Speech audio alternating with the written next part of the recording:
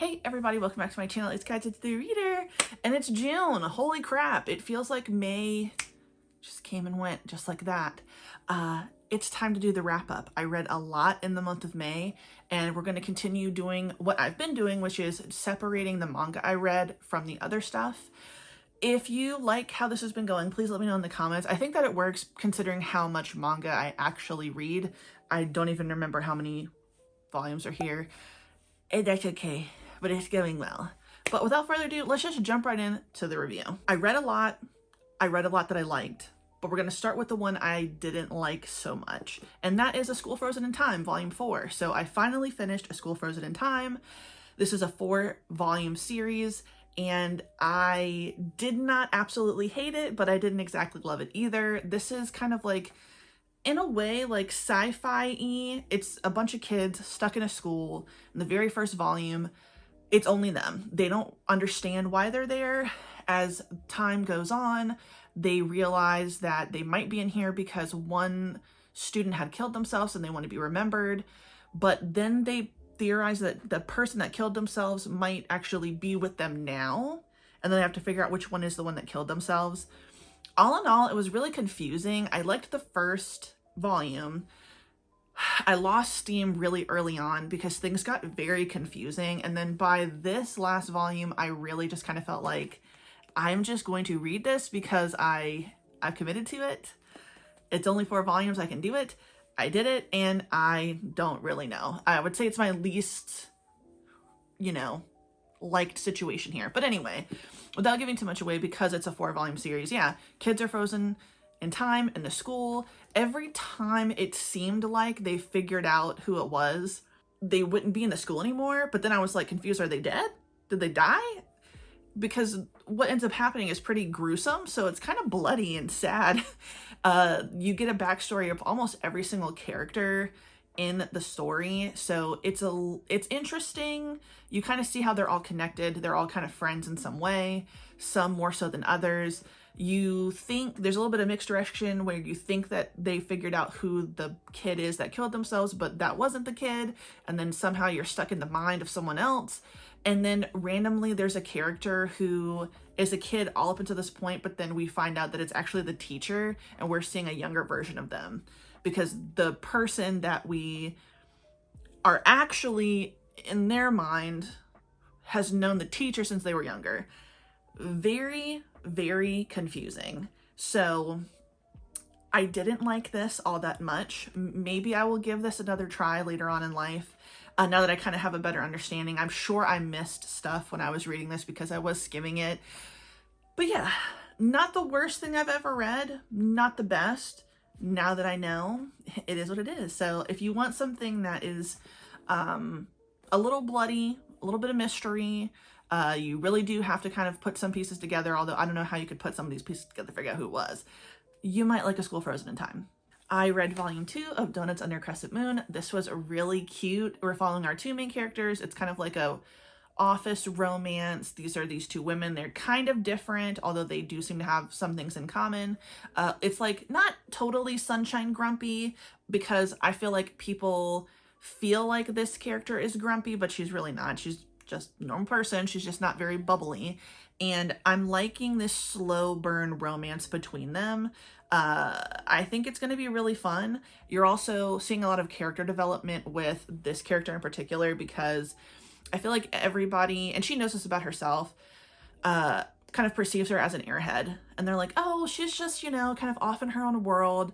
Yeah, she might make a mistake at the office, but, she's just so lovable, and we're just going to let her get away with it. But she wants to be taken more seriously, and she wants to take her life more seriously. So it's been really nice because it's not just, hey, the slow burn romance. It's also certain characters in the series kind of discovering themselves. I'm excited. I've heard that the 4th volume, which I believe is the final volume, is really, really good.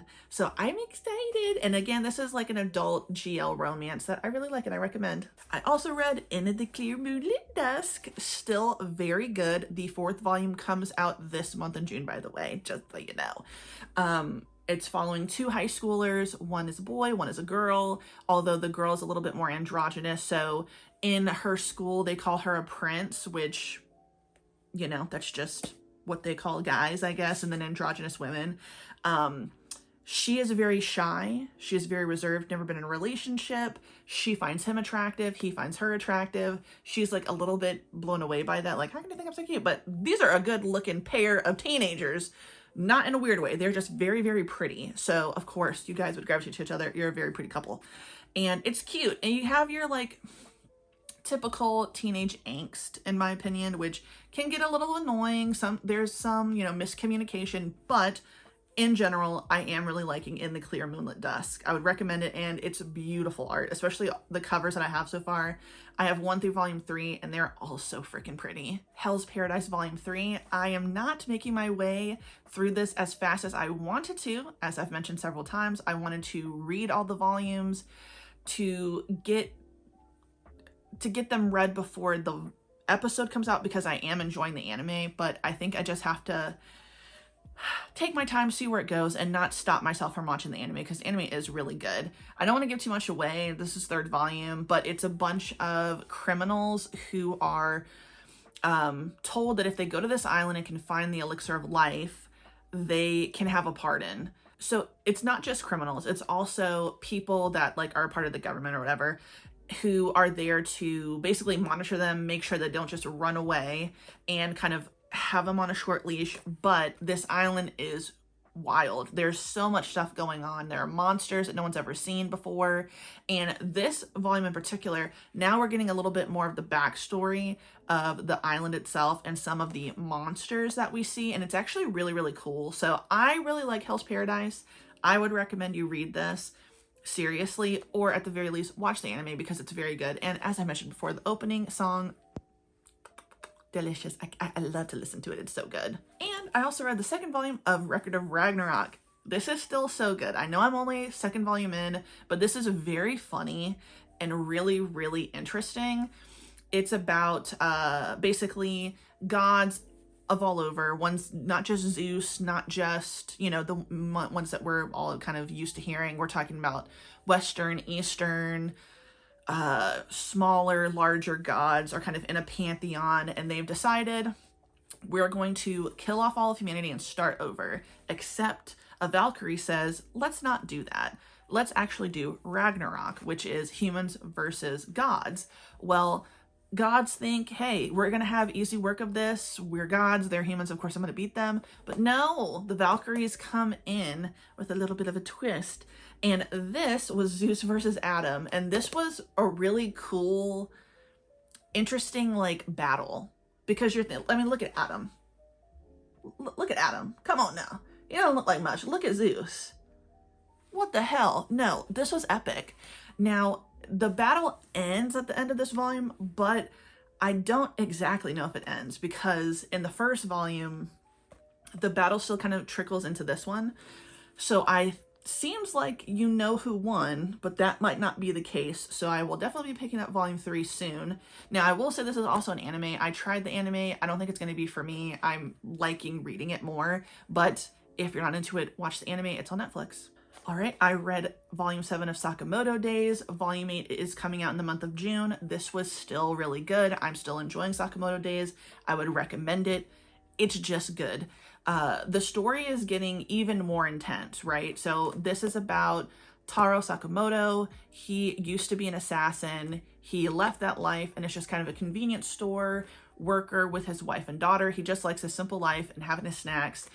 The 1st volume kind of pops off with people who recognize him, who used to be a part of the same like assassin syndicate organization, and there's a hit put out on Sakamoto, but he was the best assassin there was. So as the story has progressed, it's really just people trying to come for Sakamoto. They tend to fail. Some of them end up being his friends, which is really cool, but a bigger story has kind of evolved now where someone is trying to get rid of all the assassins, and especially Sakamoto. And this one was really cool because Sakamoto takes Shin. They have to kind of go undercover to get some more information about what's going on, because our big villain has been presented in the last like 2 volumes of the series so far. I like this. I would recommend it. I'm pretty sure this is going to be an anime at some point. If it's not, that would be really sad, because I think it would be so cool animated. Sakamoto Days Volume 7 was good as hell. Read it! I read volume 5 and volume 6 of Kaiju number 8. This is still such a good series. I really, really like the characters that we're seeing, especially our main character. This is an epic showdown, especially in volume 6, which I'm sad because I don't think that the 9th volume comes out. I'm not sure when it does. I'll have to check. I'll put the date up somewhere. But this was really good. I cried at the end of this one. We don't exactly know what happens, but I have a bad feeling. And it's been really good. Kaiju number 8 is just basically about a world where there are monsters and humans. They battle each other. Very simple explanation, by the way. There's a little bit more to it than that. But someone who is a part of like the cleanup crew that cleans up all the monsters that the like government kills, he has always wanted to be a part of this squad of people that kill the monsters, the kaiju. And he's told by a newcomer to his, little team that, hey, I know you think you're old enough, but they just extended the age. You can still try out. He does. He's not very good, but somehow he turns into a half kaiju, which is problematic, right? Because he's on the kaiju killing squad. Some things unfold. They unfolded in volume 3, 4 as well. But it's going down. And I cannot wait for the next volume. Read this. It will be really good. Another one that I'm pretty sure is going to be getting an anime soon. I'm not sure, but this would also be one that would be so freaking cool animated. I feel like I saw a trailer. I feel like I did. I might be wrong. If I am, whatever. It's good. Read it. And I read volumes 2 and 3 of Spy Family. Still very good, pretty wholesome, but bloody at the same time. We're following Twilight. He is a government, like, secret spy who has to stop terrorism, right? He's given an assignment to infiltrate this, like, elementary school, middle school of wealthy kids because there is, I think it's the headmaster or someone like that may be involved in terrorism. So he's got to get a family together so he can infiltrate it, befriend, and possibly take out that guy. Well, Anya, sweet little Anya, she is his daughter. Nobody knows that she can read minds. And Yor is his wife, and nobody but Anya, who can read minds, knows that she is also an assassin. Yor is badass, and I really, really like her as a character. Oh my god, I can't remember which volume it was when they go to the aquarium. That scene was so funny. when Anya knows that someone's there to kind of do something that's going to have an effect on Twilight. But overall, this series has been really fun. 9 volumes so far. I don't remember when the next volume comes out, but I'm enjoying this.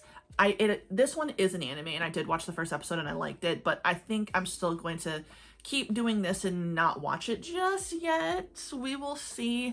Either way, the series has been good so far. I'm liking it. Spy Family, give it a read. I also read volume 6 and volume 7 of Moroku-chan. Still so good. So I've talked about this for a while now. I know a lot of people who started this ended up falling off of it, and I understand why. Like, the thing was that it was kind of, I think, well, let me speak for myself. I thought it was just strictly horror. It's about a young girl who starts seeing spirits that are horrifying, truly frightening, and she feels like if she just doesn't look, they will go away. And that is true, but it is a little bit more comedic, and there are, she's a high schooler, so there's high schooler drama, not really drama, but, just fun high school hijinks. But as the story continued, it started to get a little bit bigger. There started to be a little bit more of a story. And that's where I'm at with this series. I like it for that. I liked it from the beginning. I think it's really good. Give it a try. If you stopped reading it, if you're open to it, I would say keep reading it, because I think it's been really, really good to read, honestly. Especially this new introduction of a character. This was freaky. This was a cool... I'm excited to see where this goes. It's going to be good. I actually think I cried in volume 6. I can't remember. But so far, there are some characters in here that I really, really like. So this is an anime. I might actually start watching it. I don't know how far into the story it goes. It might be complete. Who knows? I'm going to check it out, because I think it would be, like, to read it and laugh. I want to watch it and laugh, because I think it'll be really worth it. But try it. I think it's worth it. Why not? Volume 2 of My Love Mix-Up, still very funny. I know I'm still very early in. I have the first 7 volumes. Volume 8 comes out sometime this summer, but it's still just so funny. Basically, you've got a love triangle. One of our main characters, he borrows the eraser of a girl in the class that is his crush. In Japan, I guess it's a little, you know, cute little thing to write the name of your crush on something, right? And because he sees that her eraser has the name of this guy who sits in front of him, he's like, oh shit, my crush has a crush on someone else and it's not me. Well, of course, he's gonna see his name on the eraser thinking that it's his. And he doesn't correct him because he doesn't want to out his friend, who's the woman, because he's like, that's just not fair. You know, we're going to be friends, whatever. I'm not going to out it. The end of the first volume was so funny, and it was shocking because I didn't expect that to happen. So My Love Mix-Up is very funny because he is not into him in the beginning until he has to keep up this story. And as time moves, he is kind of questioning all these things about the person who's not supposed to be his crush, but he's pretending was his crush. And I like that. I'm also liking the characters. We're getting a few more friends involved that I really like, and it's funny. And I really like My Love Mix-Up. If you like it, let me know down in the comments, especially if you've gotten a little farther. Does it continue on being funny? I'm actually hoping for a romantic kiss between these two. We'll see. But so far, I like it. Frieren Volume 2, still enjoying this. I think I mentioned this before. It reminds me of the time I got reincarnated as a slime, in that there are some battles, there's some fighting, but ultimately it's kind of just like a nice, I don't want to say day-to-day, but we'll say day-to-day, like journey for Frieren, this elf mage, who in the first volume, we meet Frieren and then her 3 other companions that were adventurous with her, and they all helped to defeat the Demon King or Demon Lord and brought peace to the world.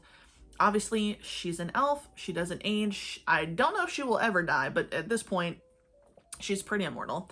And as time is going on, her former companions are getting older and some of them are dying. One of them asks for her to bring on an apprentice. At first, she's like, no, I don't want to do it. It ends up working out, and now she's kind of getting more adventurers with her. Now, do they really have this big evil thing to defeat? I'm not sure. I'm only in the 2nd volume. There could be a, you know, an epic battle later on where maybe some more evil is unleashed. We'll see. But so far, this is just very sweet. The ending is nice. That's what I liked about this. The time I got reincarnated as a slime is like there can be conflict, but it tends to end in a way that I'm not like left on a cliffhanger that like makes me mad because like, how could you do that to the people I love? Knock on this, because you never know, anything can change, but I think that this is going to be like a really nice, easygoing one, but that's still going to be like full of love and sweetness and, you know, discovery and discovering things about yourself. So I'm enjoying this so far. We've got, well, maybe I shouldn't show you that. We've got some companions, and that's really exciting. So I will continue reading this. And if you've read this, let me know. I've followed someone on Instagram who read all of it in like a few days, and she said that it was really, really good. So I'm gonna believe her, because you read it all like in one sitting damn near. But if you read it, let me know what your thoughts are in the comments. And next up is a bunch of first volumes that I started. So I did the first volume of Futari Escape. This is really cute, very, very short, and also a very short series. It kind of seems like it's going to be a slow burn romance. It's these 2 roommates, and one is a mangaka, one is unemployed. The manga artist is constantly like almost missing her deadline, and her roommate is always encouraging her when she's feeling like she doesn't want to do her job to let's go do something fun, or let's do nothing, like don't stress about work. It's fun to see them going to the countryside, having a beer, going to a convention, cleaning the house. Like it's really, really cute. So I'm enjoying this. I like it. Like I said, very short, so it shouldn't be really difficult for me to get through this very quickly, especially because I have the first 2 volumes. The 3rd volume comes out, I believe, this month as well. So yes. Oh, slackers unite is the best way to put it. And that's true. I feel that because I wake up every day not wanting to work. it's a struggle. Next, I read the first volume of The Heroic Legend of Arslan. This is really, really good. Although it was very dialogue heavy, but that's okay. Like, I didn't mind that. It took a while for the action to happen, but it was making the story. It was building the story, and I get why we did that. But, you know, it's giving Edward Elric, right? It's because it's by the same person who did Fullmetal Alchemist. That's why I'm looking familiar. So Arslan is our main character. He is the prince in this kingdom that is pretty prosperous. There doesn't seem to be a lot of war going on, but there are skirmishes, and this is a kingdom that has slavery. Well, during this prosperous time, one of the slaves gets free and goes back to the like place where they're from. I can't remember what the name is of these people that it's inevitably about to have a war with, but things pop off. Arslan's father, who's the king, gets betrayed. We don't know what happens to him at the end of this, but it seems like he's going to be killed, in my opinion. And we find out that it could, you know, it was something that was on the inside. It probably has to do with the young guy who got away the first time. And Arslan, with another person, goes to someone who was recently banished by the king. And what we've come to realize is that person lets him know, like, the reason why I was banished is because I tried to explain to your father that he needs to abolish slavery. No more slavery in this kingdom. Not only is it wrong, but you're going to have this thing happen, and it does. So that's where we end. Arslan definitely is not exactly like his father, although for a young man, he clearly has been indoctrinated and doesn't question what's going on, although he has a moment of interacting with the boy who would have been a slave. And he's like, you can kind of tell that he's like, maybe this is wrong. I think that this is going to be a tale of Arslan realizing, like, I need to not think the same way as my father. If you've watched Fullmetal Alchemist, you know the Ishvalans, like, obviously they were oppressed, killed, enslaved by the big bad kingdom. And obviously there was more going on in Fullmetal Alchemist that, you know, that was a little chemical and magical, but that's kind of the vibe I was getting from this. Like, it's gonna remind me of the Ishvalans. So yeah, I'm excited. This series is still ongoing from what I understand. The most recent volume came out sometime earlier this year. I don't know if it's the last one, but I do want to continue reading this. I think it's going to be good. So second volume, I definitely plan on reading in the month of June. Next, I read the first volume of Ayashimon. I just actually read the second volume. I went into Barnes & Noble. It was there early, and I was like, you know what? I'm just going to sit here and read it, and it's really good. I'm sad that this is not going to continue. I think it got canceled after the third or fourth volume. I hope that it wraps up really nice. I really, really do. This is also by the same creator as Hell's Paradise, so everything that you get from Hell's Paradise, you're going to get from here. But basically, we have our two characters. I think her name is, I think you pronounce it Yurara, and she is the daughter of the former, like, underworld demon lord situation, right? So there's Japan, and then there's this underworld where there are spirits and demons and yokai and blah, blah, blah, blah. And her dad never, like, recognized her, but it was to protect her. He dies, she thinks under suspicious circumstances, and she, after many years of being away, she wants to basically take over for him in this, like, Yakuza-esque underworld situation. She's still really young, and she needs some help, and she gets help from this character who is a human, but he is kind of giving One Punch Man and Marshall vibes, where he's, like, super powerful for a human and no one understands how, but it's badass. And he agrees to help her because he really wants to fight something that it's going to be more of a challenge. Right now he's fighting humans, and he, you know, is only one step from killing them. He doesn't want to kill a human, right? But the demons, the monsters in here, he has no problem with it. And it's really good. The second volume was also really good.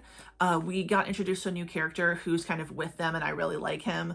And there's another showdown, which was really badass. But I liked this so far. It's really good. I am hoping, like I said, I'm hoping that this ends in a way that's wrapped up really nicely. Kind of like how Black Torch was. That one was a 5-volume series that also didn't, you know, get the ability to continue. I think it wrapped up nicely, but of course for 5 volumes, I feel like, damn, if they would have had like, I don't know, even 5 more volumes, I feel like the story would have been even better. So it was only a disappointment in that, like, I wanted it to keep going. I hope that it kind of is like that with this one, where it's wrapped up in a way that's good. There's no like loose ends, I guess, but that it doesn't just like end on a cliffhanger and we never hear anything else. So here's hoping, crossing my fingers, we will see. And finally, I read Blue Lock Volume 1. This was really good. So I chose this because it was going to fit a prompt for the Naruto TBR game, which was a book with a color in the title. Even though I had Blue Exorcist, I did not realize that, and I got Blue Lock. I got the first 2 volumes, and this was really good. So my only experience with a sports anime was Yuri on Ice. Now, I know that ice skating is sports. I guess that would be considered a sports anime, but it definitely felt more like a romance anime, and then like they ice skated, but obviously there's a bit more to it than just that. Like the ice skating is a very, very important part to the story. So that's like my biggest intro into sports anime, and I think I watched 1 episode of Haikyuu. Still really good, but you know, this is new for me, and I know shit about soccer, okay? Just because I did that when I was like 6, we all know that, yeah, it counts, but like not really. I don't know what the hell was going on. But this was really good. So this takes place in Japan. The World Cup has come and gone, and Japan did not win. And that is very upsetting. And Japan would like to win. What's missing? A striker. I don't know what that position is. Don't ask me what the hell it is. It's the one that kicks the ball, I guess, really hard. Who knows? Let me know in the comments what a striker is. But the solution to hopefully winning the World Cup is to get this facility built, and we're taking extreme measures here. So this facility called Blue Lock, where they brought in 300 teenagers who have eyes on them from like scouts and stuff because they're really good in their teams. And they're all going to be competing to eventually have one kid who wins and will become the striker for Japan. It's really intense. I didn't read anything on the back of this. I didn't watch anybody else really talk about Blue Lock before I picked this up. So I didn't know that Blue Lock was going to be this intense, and it's really, really good. I liked it. I'm liking the characters. I especially like the first instance where we're seeing this character. Now, I know with sports anime, we tend to get a bunch of different people, but at least this main character for this volume, it could change, I think. His experience wanting to be like a proper teammate. Like he has no ego. That's a big part of this. Like we need someone who's going to be so, you know, ego driven, all about them because they need to be the best. He's not naturally like that. He's all about helping his team. And it seems like that's where quite a few of the kids are like as well. And not all of them though. Some of them are right on board with being very ego, kind of, I don't want to say selfish, like in a bad way, but you know, selfish. Like I'm going to think of me. I'm number one, period. And because of that, he's got a lot to learn. And so far, it was very, very good. Action-packed. I'm liking the characters. I'm very interested to see how far this goes. As of right now, I have the first 2 volumes. This is by Kodansha, so I don't know. I might try to read this online instead of collecting it. We'll see. Maybe I will start collecting it after volume 2. I might really like it and just feel like I have to read the next one. Or instead of collecting the physical, maybe I'll read it online. So yes, Blue Lock. It's really good so far. I'm enjoying it. If you like Blue Lock, tell me in the comments. Especially tell me if it just keeps getting better and better. I would love to know. And there you have it. That is all the manga I read in the month of May. It was a lot. I did really well. There's a lot that I really liked. Only one that wasn't the best. So I think that's pretty good. I will pat myself on the back. I've done a really good job choosing stuff as I slowly, like a molasses, make my way through my huge TBR of manga. One day I will finish it. One day, I'm sure.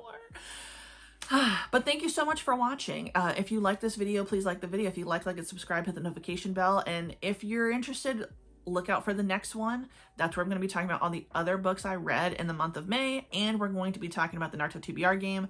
I'll go ahead and spoil something for you. I failed. So I did not pass the Naruto TBR game this month in May, or the month of May. So that sucks. But it's okay. It happens.